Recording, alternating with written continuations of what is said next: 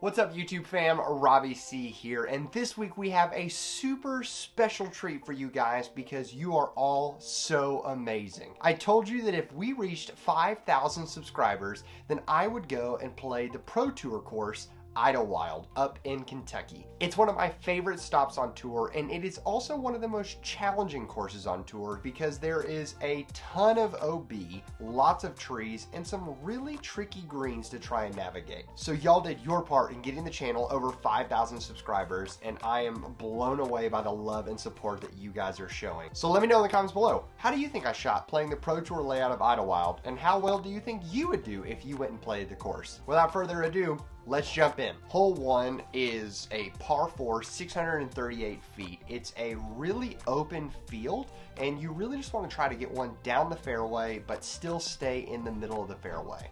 I opted for my Innova Wraith and just tried to throw it on a flex line. It's kind of hard to see, but it ends up flexing all the way down to the right side of the fairway, and it was one of the best feeling shots just trying to get out and throw a bomb right out of the gate. Coming up to this, I can see the basket. I'm about 230 feet away from the pin, and it looks like the basket sits on a slanting hill. So I try to match it with a forehand pig, just trying to nestle softly into the side of the hill and not try to roll away. I'll be honest though, when I threw this pig up shot, I had no idea how steep the hill was behind the basket. I ended up being about 25 feet past the basket and trying to line myself up for a birdie to start off on this Pro Tour course.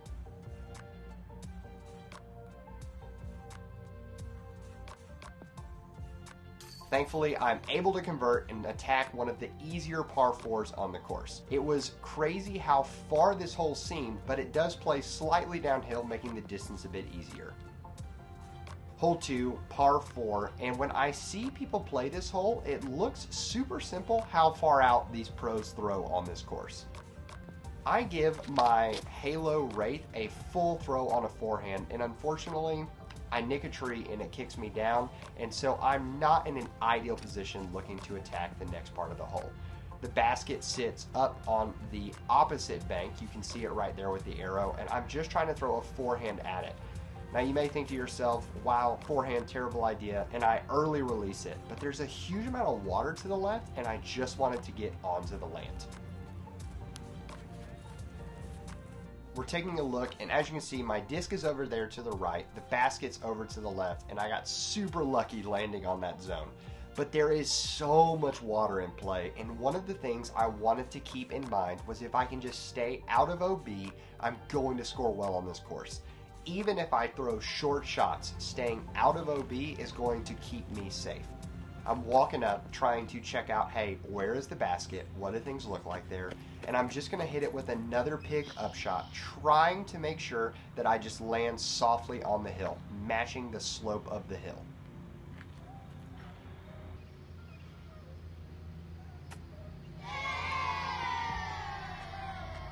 Unfortunately, super fast green, lots of dead grass, and I now see why all the pros feel so much pressure trying to approach this green. Nothing about my throw was soft, and so I skipped right off of the green straight into the water and have this about 20-foot putt for my bogey at this point. What did I say? If I can avoid staying out of bounds, then I can absolutely score well on this course. Unfortunately, I didn't, and I take a bogey, and I'm back to even. Now, hole 3 on this course is 341 feet. Unfortunately, it wasn't in the position that it normally is for the Pro Tour. It was just off to the right. The normal shot is about 410 feet, and it's a hyzer to the left. This was a forehand hyzer to the right for me because it wasn't in the normal position.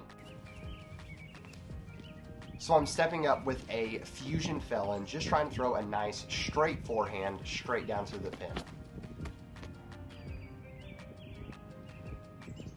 I feel really good about the release on this one and make my way all the way down there and skip right up to the basket. Future Robbie here, and just a note about Idlewild, there are 24 holes on the actual course. The Pro Tour layout bebops around the course playing certain ones, and I didn't realize hole 3 was actually one of the Pro Tour holes because the pin was in a different location. So I ended up having to come back to this hole to play it, and when I did, I was an absolute dummy. I forgot to film my putt, and I'm going to tell you, yes, I made the putt. And some of you are going to be naysayers like, well, of course you made the birdie when you didn't film it. But like, honestly guys, what benefit do I have lying to you, saying that I got a birdie when I didn't? If I really just wanted to get the best score ever, I probably would have cut the bogey that I made just throwing into the water on the last hole.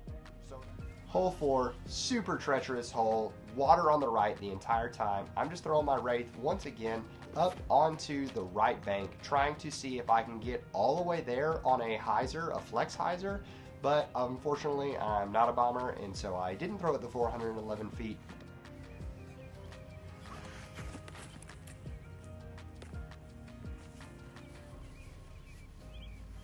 But once again, I was just trying to not hyzer out into the water. I'm totally fine with a smooth upshot here to take my par and walk away. I throw a backhand hyzer to match the hill, slide up to the basket, and what do you know? I've got a super simple tap-in par on this 411-foot hole. Don't try to be greedy when you are playing hard courses. Take what you're given and walk away with your pars. I have stars on pars because all I want are pars. I struggle at also getting discs out of the basket. Hole 5, 559 feet. What's interesting about this is not just the person walking their dog, but when I was watching Jomez while I walked the course to hear hole descriptions, the pros actually all throw rollers on this, which I wasn't comfortable with. So I pull out a mid-range. I'm throwing my Bounty, which is a little understable, and try to get it on a lot of anhyzer. It ended up crashing into the hill and rolling a little bit, which put me a little more out of position than I technically wanted to be, but that was me getting a little greedy when I had just said don't be greedy. So thankfully I calmed myself down here, and rather than trying to throw all the way to the green, I just pull out my proxy and I throw that putter down, just trying to give myself a nice clean look to the green, not even trying to get on the green.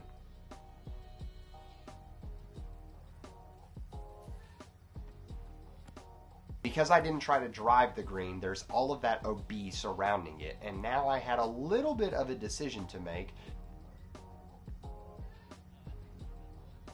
Do I want to throw a full shot pig on a backhand hyzer, or do I have enough power to jump putt this envy? I end up going with a jump putt, and it works out pretty well and keeps me safe. I had about a 12-footer to get this par, and bada boom, bada bing. We're here. Another par. It's a par 4, so I would like to have scored it, but I'm also fine taking away the par. Hole 6, par 3, 401 feet.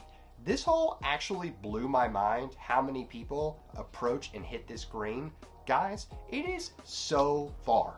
It is uphill for a majority of the time, and I gave that destroyer a full rip, and I throw really far forehands.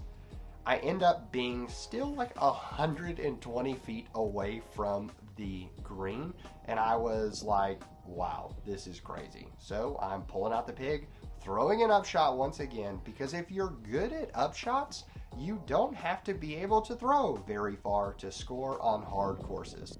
I'm just trying to take these things into bite-sized pieces, and these bite-sized pieces, what are they earning me? They're earning me pars, and I'm totally content with pars right now, considering I'm sitting under par on a Pro Tour course. Hole 7. This was the hole that worried me a lot, because when the Jomez commentators are talking about it, they're talking about you just want to try and hit this gap. That's all you want. Hit the gap and stay in bounds. I pull out my destroyer, throw it on a flex line, and find its way up the hill into the fairway. Unfortunately, I was like 10 feet further than I wanted to be, and I'm now out of position for the upshot. You see, if I was to the right, I'd be fine, so I have to throw this felon on a big high spike hyzer just trying to make my way up to the basket. Unfortunately, like I said, I was out of position and I can't get a clean look up to the basket. So now I have about a 55, 60 foot look at my birdie, feeling really comfortable. What did I do well in this hole? I hit the gap I was supposed to and I didn't throw OB.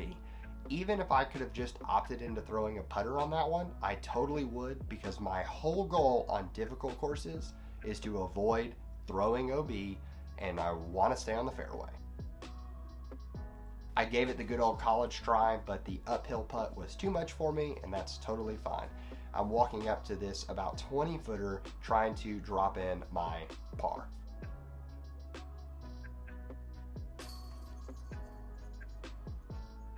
We are having a good old time grabbing par on another really difficult hole. Hole 8. This is a par 5, and people, when they're playing this on the Pro Tour, will often try to go for the eagle, but I am not on the Pro Tour. So what do? I'm pulling out a putter. I'm throwing my Envy on a par 5, 583 foot. I'm throwing a putter. I watched as multiple Pro Tour people threw drivers trying to saw off this entire fairway, but I am not as good as them, therefore I threw my putter. What does my putter land me? It lands me right in the middle of the fairway. And this was the dumbest decision I made all day. I said, I've got a clean look. I'm going to try to run the green so I can get an eagle. I threw the disc way too hard. I don't put it on the hyzer flip that I wanted to because I had focused on throwing it hard rather than throwing it well. It nets me this really terrible footing, and now I have basically no look to the green. I try to make this flex felon work on a forehand. I hit another tree, and next thing you know, instead of using the good position I had off of smart play from my drive, I am now hoping I can slide up to the fairway and slide up to the green for my par. One silly aggressive decision took me from an easy birdie to struggling to try and get the par. I had to throw great shot after great shot and scramble the entire time just to try to get this look at a par. When you have a good drive, don't spoil it with greed. Do everything you can to try and make sure that you just play what you're given.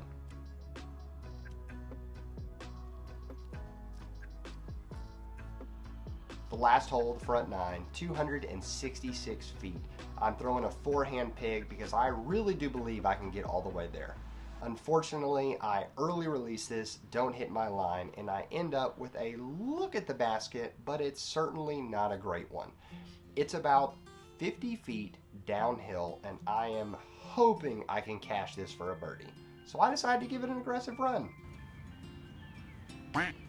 I doink off the front of the cage and realize I just needed a little more, and boom, I would have had a birdie.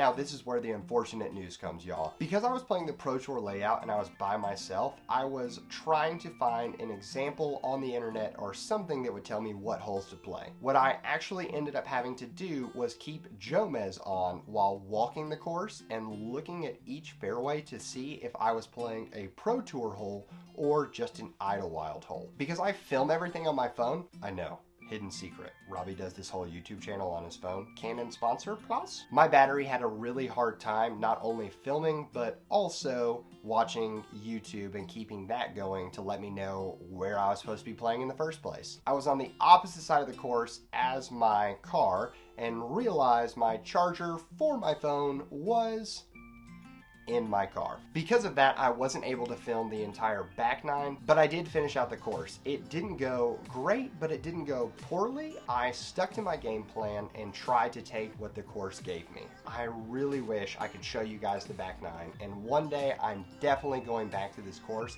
and I'll film the back nine especially for you guys so that you can see it. Here's the thing though, if you are watching me on Pro Tour coverage play this round, you would have thought, wow, this is the most boring golf to watch ever.